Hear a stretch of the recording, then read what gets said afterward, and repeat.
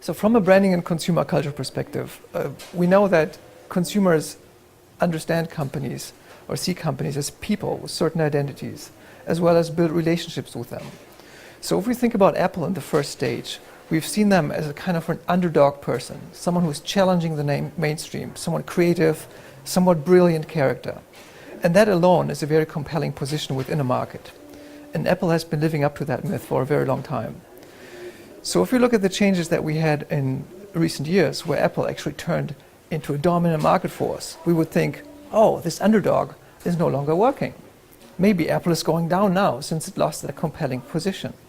In fact, what happened, we find out that Apple has a different kind of personality, which is now something like a genius. It's a person that is standing on their own feet, very independent, away from what everyone else is doing, a very compelling character. You might think of an outstanding intellectual, someone who cannot fool, someone who's doing their own thing in a certain way. To relate to this kind of personality is very easy. We love these kind of people. They're interesting, they're inspiring. And Apple has lived up to that very well. So I think this is the main reason why Apple was so compelling. Of course, delivering on the promise of the genius in a fantastic way. And consumers just bought into that.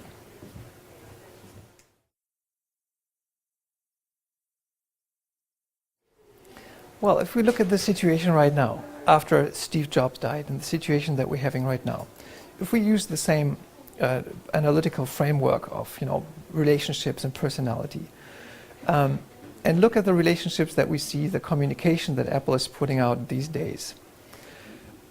So to understand this, we step back. Think about the partner, a person that you love, someone that you really admire in the closest relationship. Is that more likely to be a person that bends over backwards to fulfill all your needs, to do exactly what you want for breakfast, lunch, and dinner, serve you almost, like a servant? Or is that a person that you find more interesting, that is, own personality, a strong head, own wills, etc., who happens to like you very much? So this is the person you might want to align with. So what seems to be happening right now in Apple's communication, it becomes customer-oriented. From a marketing perspective, that's not definitely the bad thing to do, but if you're in this genius perspective and you're catering too much to the needs of consumers, you're no longer seen as a genius. That would be odd, right? The independence is lost. This thinking of, oh, surprise me, is something that I haven't thought about.